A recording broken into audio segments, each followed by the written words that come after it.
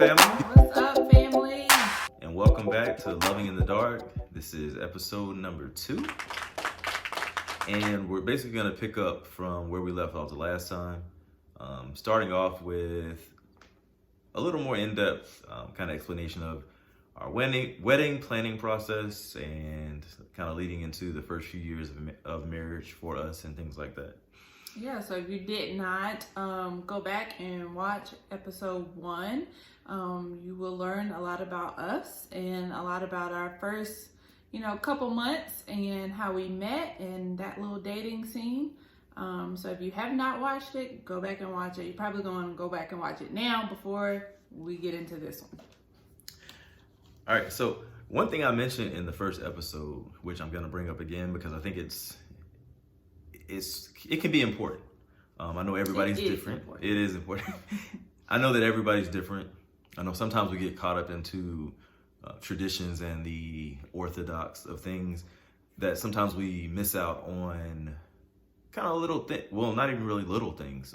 We tend to look at them as little things. But one thing I mentioned was about my involvement in the wedding process and how I know that a lot of guys just aren't a part of the wedding process, whether it's because they feel like, hey, look, that's your thing. You go out, pick whatever you want to pick. If I need to pay for something, let me pay for it, then cool. And everybody's happy. But for me, I'm a little different, but like I said, I was dreaming about marriage since I was in preschool. So this is something that was big for me and something that I was passionate about, something I'm passionate about marriages and families. But so of course I had this vision of what my wedding would look like. It sounds crazy for me to say. I know Sam had her visions of what she thought her wedding would look like, but I definitely appreciate her letting me be a part of the wedding process. Not once did she argue against any suggestions. It was never a contentious time for us, and I think because we were both open to that process, that God allowed it to be a kind of an even playing field and open, kind of candid, open door policy for both of us to talk and open up about our suggestions with, no, I don't want that, and why are you suggesting this, and I think that's stupid. And it was none of that. I think our wedding was a perfect blend of both of our suggestions. I remember I made our wedding programs. I made the save the date cards. I made the invitations. The playlist. Like, I took pride in all those things. I didn't see it as a task. And I think that being that much a part of it, it helped me to be even more involved and even more invested in the wedding. I think that sometimes where, the guys aren't as involved, that once again, this isn't a stipulation for everybody, but I think that it helps to kind of pull the guys away from that particular type of investment into the relationship, where you kind of start off from the beginning of being, hey, you know what? I'll just pay for whatever you pick it. And then that can trickle down into other aspects of your life and your relationship where, that guy fits into that realm of, okay, I'm a provider because I give you money and I do all these things. And then, sometimes it can, there's a balance, right? It can be a toxic realm where you have the wife that's being viewed as, oh, well, you're at home, you take care of the kids, you do all this stuff there, and then I'm just the financial support. Now, being a provider is so much more than just monetary. I mean, there's tons of people that, provide financially, but then they're not there to be the provider when, it's mutual, but specifically I'm talking to brothers, when it's important that you're protecting her heart. You're making sure that she's feeling loved, she's feeling cared for, and being attentive to her needs and listening to those needs. That's a big part of being a provider that a lot of us miss out on, just being honest, because we think we're doing everything we're supposed to, and it all stems back to that inception of the relationship or that marriage of, hey, I paid for the wedding, I did my part. And the woman's like, hey, I'm comfortable, I picked these things, so I guess we're okay. Yeah, it was a critical time for me too, because we planned this wedding in the middle of me going to nursing school.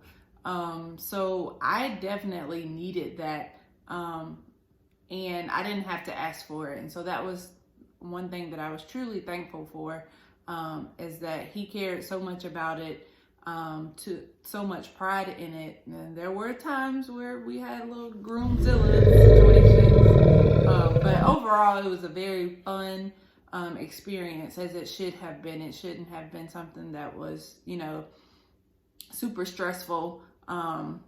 It shouldn't have been a time where you're like figuring out who this person is just by these, different tasks that you guys are set out to do. So it was a really critical time that I needed that support, being that I was, in nursing school, and that was just another way of him showing that he was providing. And to see that she had that level of appreciation, that helped me, and a lot of people talking about, I'm not going to just stroke somebody's ego. It wasn't about an ego. It was, we'll get into love languages a little, deeper down the line, but it was her speaking from that language of love that made me feel it even more, that made me feel appreciated, that made me feel even more like a man. And I know you're like, wedding planning, that's not really a man thing. If we're in this wedding and you're deciding to be in that marriage with your spouse or your potential spouse, then it absolutely. I mean, if your coins are going into it, you gotta have something to say. Of course. And, Sam mentioned the whole groomzilla thing. Most of that came out for me because, I started posting things about, hey, we're getting married, blah, blah, blah. And you'll start getting people reaching out to you that you never talked to in like years. And one thing that's important to understand, the core of your wedding is it's about you and your spouse. It's not about anybody else. I don't care what anybody else has to say about it. It's what you and your spouse want.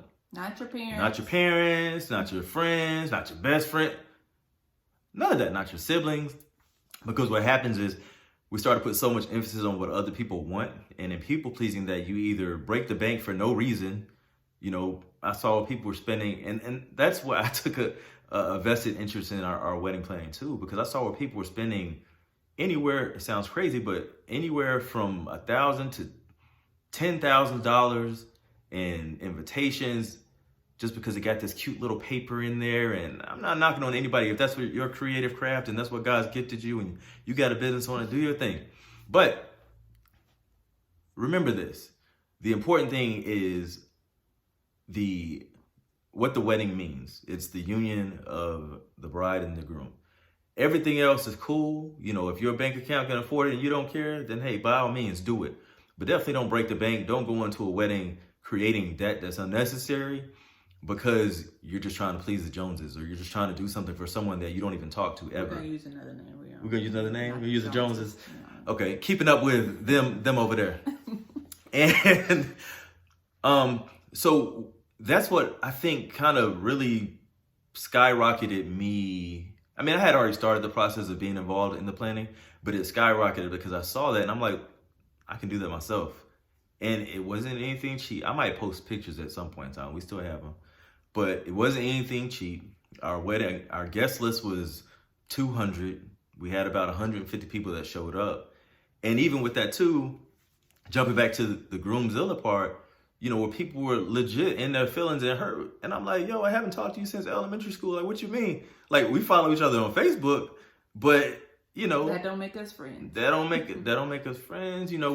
We're associates or whatever, but not to the point where I should feel obligated to invite you to my wedding. And that goes for everybody. Even with the programs, programs all nice and cute, but then most people, they get in their car, they throw them in there, and they find them 2 months later and they throw them in the trash. So that's literally throwing money away. What I challenge anybody to do that is planning a wedding, or thinking about their honeymoon, that's where your money needs to go.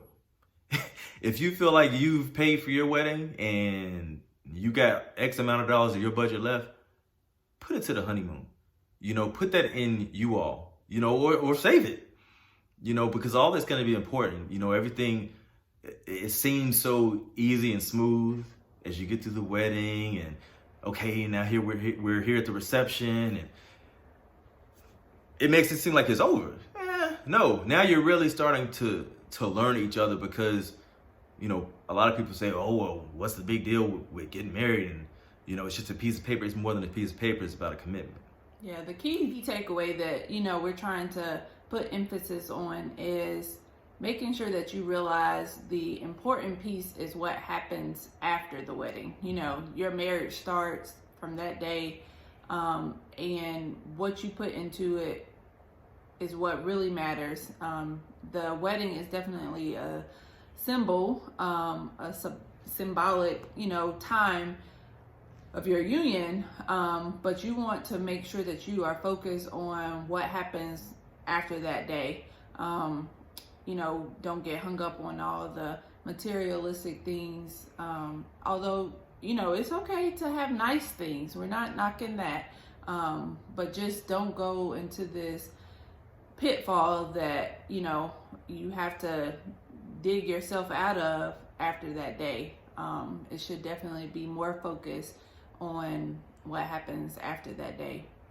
Yeah, and a couple more notes on this, and then we'll move on, because I know I'm giving you a list, but I know there have been several friends that I've known, these personal accounts. I'm not just creating speculation, but that have spent tons of money on these weddings. I think Sam's had a couple friends as well, and then a month, if that, 2 months down the line, now you hear something about somebody trying to get a divorce or somebody cheating on somebody else, and it's like, wait a minute. Consider these things. Not to say, obviously, that you're going to get a divorce a month or two down the line, but think about what the focal point is, or maybe what those person's focal point was that allowed those things to take place. Because divorce, infidelity, they're up to these two people that are right here. There's no excuse for infidelity. There's no excuse for divorce, but there are reasons. And you have to take into account what's important. What is this an important enough reason for me to say, hey, I'm going to end this thing? And all those things, like I said, should be vetted out. You should be having those conversations before the ring, but even after the ring, if you're engaged. And if you're having any reservations, please bring it out, because I promise you, if something's already on the table, it's not going to go away. It might get brushed under a rug for a little bit, but it's going to come back like a tornado when it comes full force. And now you got a full-fledged problem where you could have talked about it and could have worked it out. Now, one more note on the wedding piece, and then I'll move on from there. One thing to me that stood out that I never thought about before, kind of going to that traditional Orthodox thing.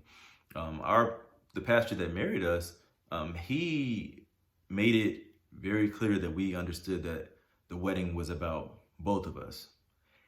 So much so that when we had our wedding, I actually marched in just as Sam marched in, because most what we're used to, the tradition thing is the man is standing there and he's just waiting.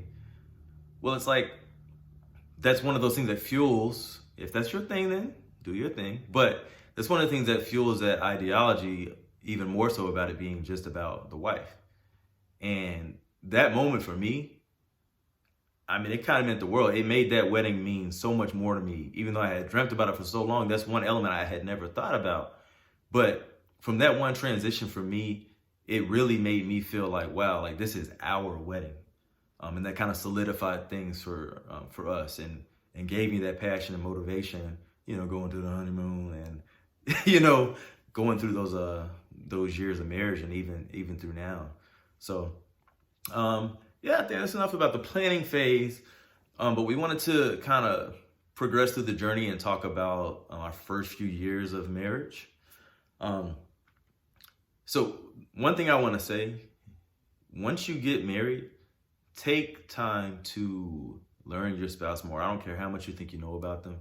Take time to learn your spouse more, especially before, and enjoy each other. Travel, take trips, talk about your goals and aspirations, and, start to even fund those goals and aspirations and get those things into play, even more so before children, the talk of children starts. And the talk of children, I don't mean, hey, do you want kids? I mean, because like I said in the first episode, that should have been talked about. What I mean is about the when. The when. The when. Not if. Are we going to have the kids? When. And if kids is on your, timeline. Of course.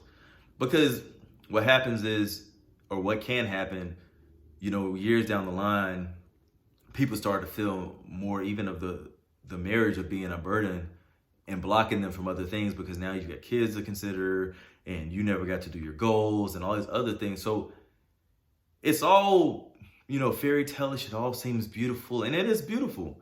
But the wedding, the marriage, children, and life, you have to make sure there's balances with each of them.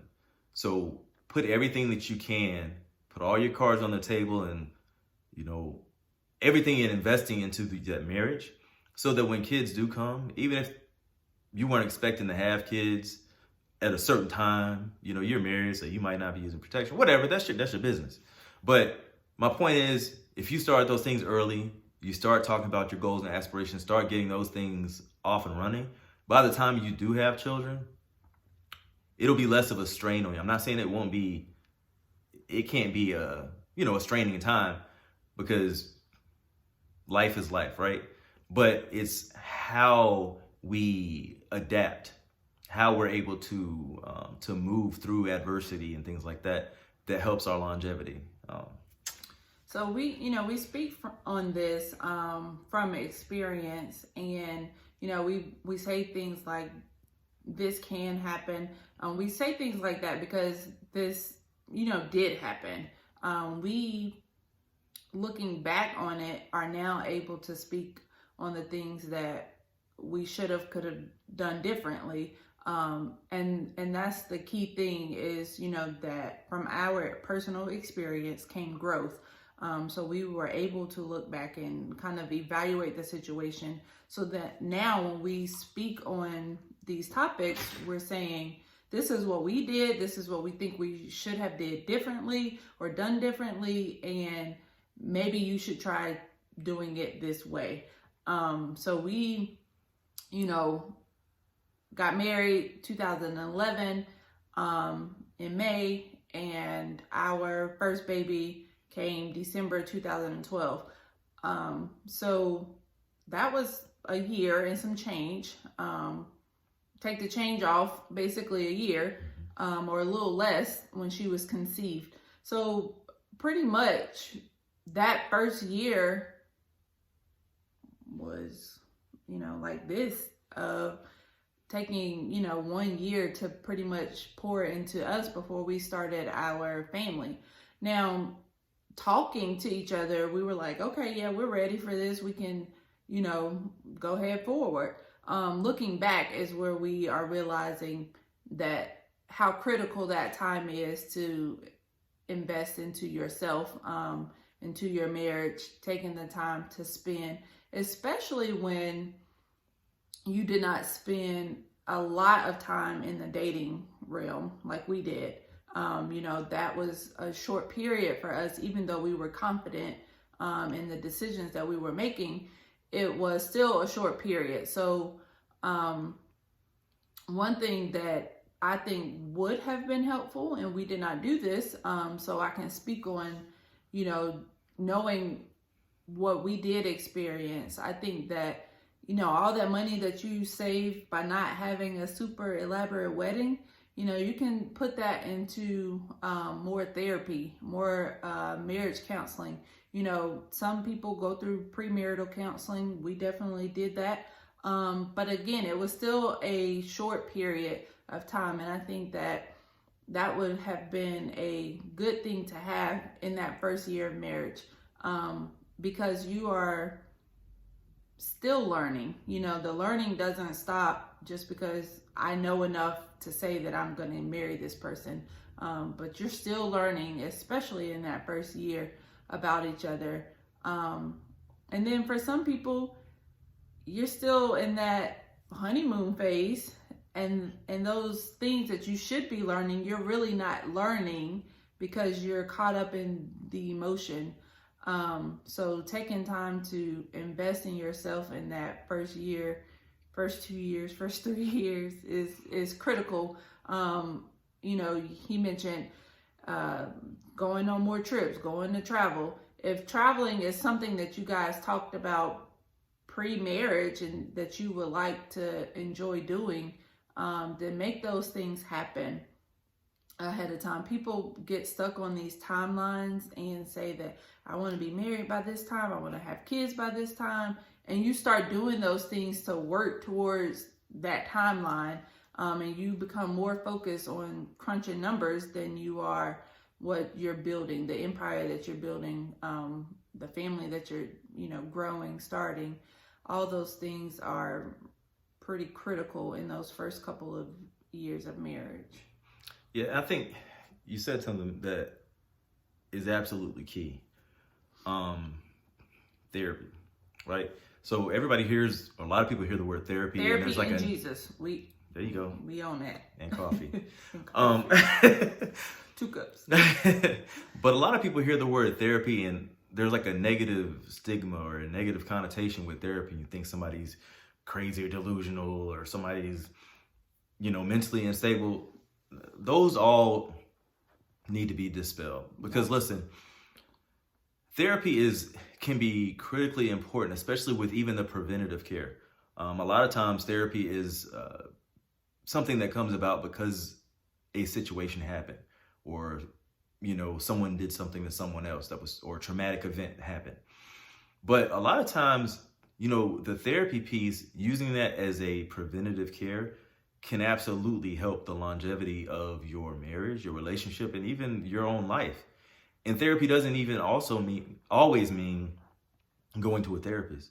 Therapy can mean listening to a podcast of a therapist, doctor, somebody that you trust, someone with sound guidance. I'm not talking about your homies. I ain't talking about your girlfriends that just spitting out random facts that they think they know that they might have heard from, I don't know, Dr. Phil or someone, but it's not something they've experienced or even know for themselves. So, investing in your marriage, your relationship, when I'm talking about the therapy piece, is even taking time, whether you're together or whether you're separate, to listen to those things that, giving tidbits about marriage and relationship, because none of us knows everything there is to know about loving perfectly, about being in a relationship perfectly. And we shouldn't, because none of us are supposed to be perfect. Mm-hmm. We should be always striving in that direction, but none of us is perfect. So you're never going to get a perfect person, a perfect spouse, a perfect husband, a perfect wife, as long as you're striving for excellence. Mm-hmm. And see, you make it perfect. You make it perfect for you. There's no book, there's no person that's going to tell you to a T. If you follow these 10 steps, if you follow, this rule book, then your marriage will absolutely be successful. Ultimately, it's about the work that you're willing to put in. Like I said before, it's about how you deal with adversity, and even talking about those things before they happen. A lot of times we're reactive instead of proactive. Mm-hmm. Instead of, hey, babe, what would we do if this happens? If I were to lose my job, how will we manage? If we were to have a child before we expected it, what are we going to move around to prioritize that? All those conversations are essential. And it may seem cumbersome. It may seem like, oh, well, I'm good. We ain't got to talk about this right now. Talk about it. Anything that you think that you can delay for later, talk about it. Even to the point of, hey, the uncomfortable conversation. Like, how do you deal with death in the family? How do you grieve? Because knowing those things can help me help you during that time. Now, granted, no, I'm not necessarily going to be the savior because God is ultimately the savior. Jesus is the savior, but use me as the vessel. I'm her husband. So if I don't know how she deals with certain things, then I can't expect God to just snap his fingers and then just drop it into my head. Like, I need to know these things. Faith without works is dead.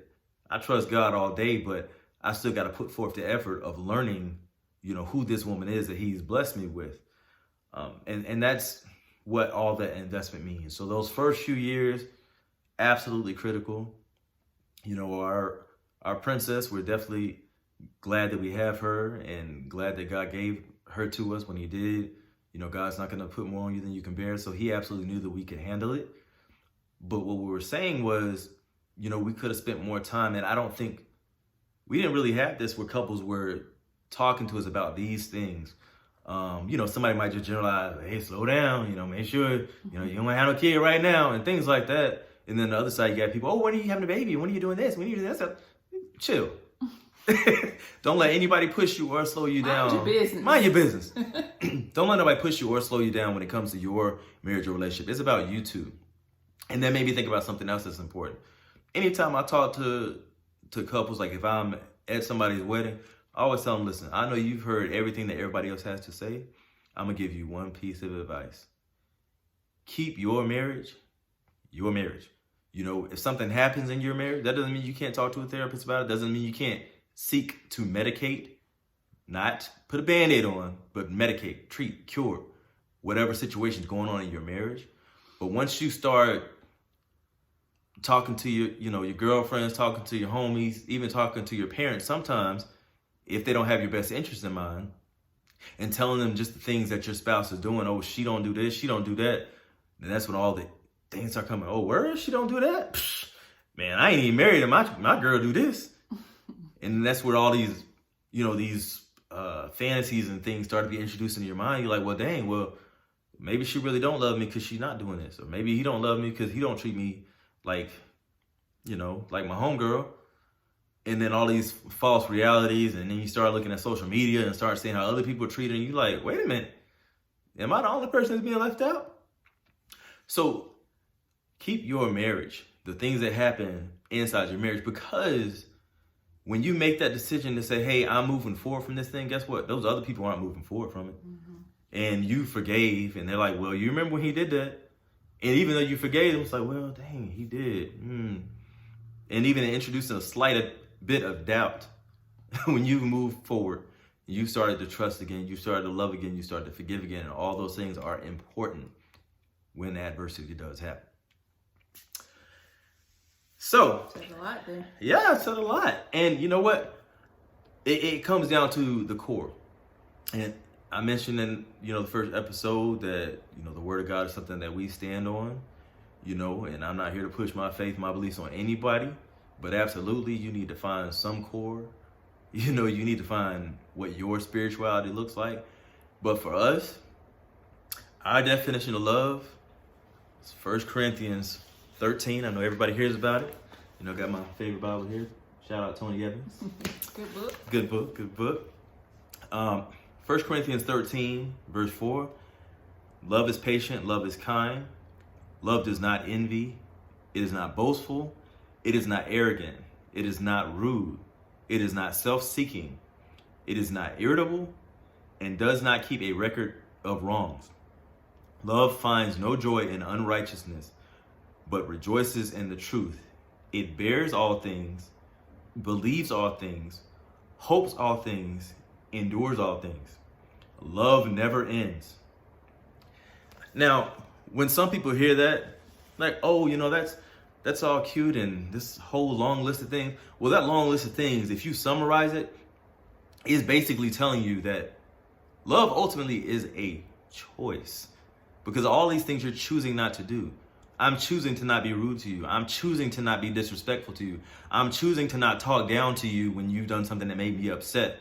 I'm choosing to talk to you when we're going through something. I'm choosing to not run out the door and run away from our problems. I'm choosing to be invested in this marriage.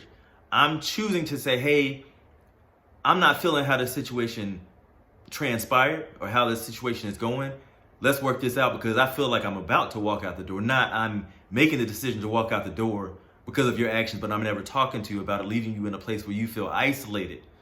Love is a choice, all right? There are emotions that come behind that choice, but in choosing to love, like I mentioned about the love at first sight, you can absolutely have the emotion of love, what you feel to be love. Sometimes that love is actually lust, and it's that lust that expires, and that's why you feel like you're not in love anymore, because it was never love to begin with, because you are making a conscious effort and making an intentional decision to say, guess what? I am here for the long haul. And, there are certain things you hear about, certain outs, infidelity, in which case you still have to have that conversation when those things happen and say, hey, listen, I don't feel that I can trust you anymore. I don't want to be married. You talk those things out. You go to counseling. You put in your due diligence to make sure that, hey, I absolutely do not want to do this thing before making any rash decision. But for our beliefs and what we're standing on in our core, we're not just running for any reason. We're not just running because, oh, you made me mad this day, or I specifically told you to do A, B, and C, and you didn't do any of them, or you only did A and didn't do the rest of them. No, one thing that I love about this woman that we started doing early, even before we were engaged, but even now, if we have a disagreement about something, and I promise you, we have some disagreements, but often. But seriously, and that just goes to show, we say that to be real, because a lot of people, even in the very beginning, thought that our relationship was just this perfect little shaped heart that didn't have any cracks or blemishes in it. There was a lot of, people on the outside looking in. And then it also came because of what we displayed. We never showed people the true colors of what could be going on behind closed doors. And it's supposed to be that way, for the most part. Like, you're not supposed to be out there exposing all your business. But it also gave people kind of like this false hope, thinking that everything was just so perfect. So when things did go down with us, everybody was just like on the floor, like, what in the world? Y'all had this perfect thing going on, this perfect marriage. So that just goes to show that, we are real, we are human. Nothing again is perfect. And these are things that we definitely went through. We talk about communication a lot, but that's what we learned after our divorce, how critical it is. Yes, we heard that. Yes, we knew it was important. But did we do it? No, we didn't, which, led to what we experienced. But, we joke and say, yeah, we have disagreements, but we do. And you do too. And we know that you do. So, never, try to be like, oh, we don't go through that. Yes, you do. You just need to be honest with yourself that you're going through that. And then talk about it. Mm-hmm. And that's the important thing. I talked about one thing that I love about her is, we can absolutely have an all-out feud. And I ain't talking about no domestic violence, so please don't report me no police, nothing like that. I ain't talking about that. But, just verbally, stop it. Where we have these, heated, just call it what it is. I ain't trying to sugarcoat it. Just arguments and verbal fights. But the important thing is I love, her willingness to talk about those things afterwards. We give each other our space and our time. If I did something that triggered her, then, she'll go to her space, I'll go to my space. And then when she comes back to me, I don't think I've ever witnessed a case where she come back and start, pointing her finger and came back with that same, intensity that she had in the disagreement. It's always from a place of, hey, I want to talk about this. But see, with communicating, you feel like you're getting through to somebody because, you're lashing out, or you're putting all this rage behind it, or you're putting some probably select choice French words behind it. But ain't nobody hearing you at that point. That wall absolutely comes up, and everything you're saying is going in one ear out the next. And I'm not saying, you have to sugarcoat things and, well, baby, when you said those things, I didn't like it. Because honestly, you putting up a wall on the opposite spectrum of things, because I know it's not genuine, it's not sincere. Like, just be real with me. Let's talk about this. Let's be real about this. Let's be adults. Let's not think that, the fairy tale is dead or the flame is gone just because we had a disagreement or argument. If anything, that means you really do love each other, because guess what? If I'm feeling some type of way and I'm not going to talk to you about it, I'm not loving you because I'm not addressing the problem. I'm not bringing it to your attention so that you can even know that I'm feeling a certain type of way. So that we can talk about it so that I can realize, hey, well, maybe I was overreacting a little bit. Or so maybe she can realize, oh, well, that makes sense. I can see it from your point of view. Because guess what? We're married, we're one, but we're still two individuals. We have two different personalities. We have two different logics. Sam and I talk about all the time. Even if it's as simple as our daughter's homework. She'll ask me about a question. What do you think about this? I'm looking. I think it's A, B, and C. She's like, I don't see it that way. But it doesn't mean we're going to fall out about it. But we have different perspectives, and we're supposed to respect each other's different perspectives. Respect each other's individuality, which brings me to my next point. Make sure that you have your individuality in your marriage. That doesn't mean, you going out hanging at the club with your boys every weekend, or, you doing whatever the ladies do with your girls every day, whatever. But make sure you make that time. Make sure you keep, your circle involved. Make sure you keep your friends involved.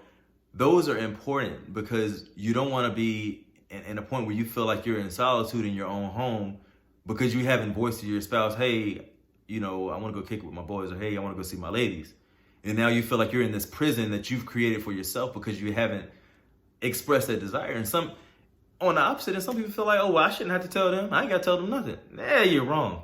And that's what's going to end you up on divorce court or downtown or whatever because you feel like, once again, I'm not choosing to love because it's not that you're my parent, but because I love you, hey, babe, I'm being considerate.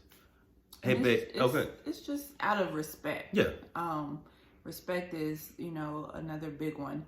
And that's what the man seeks is, respect, and just out of respect for each other.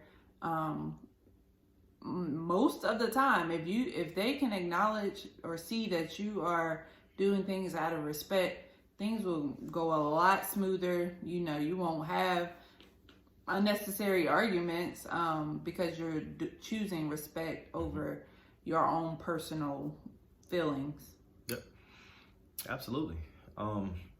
One other thing, just to kind of go backwards a little bit about the communication piece is acknowledging it. If something happened between you guys, making sure that you acknowledge it, because when you don't acknowledge it and you just sweep it under the rug, put it in this little box, what happens is every time that box is winding, and then an explosion happens, or Jack in the Box pops out.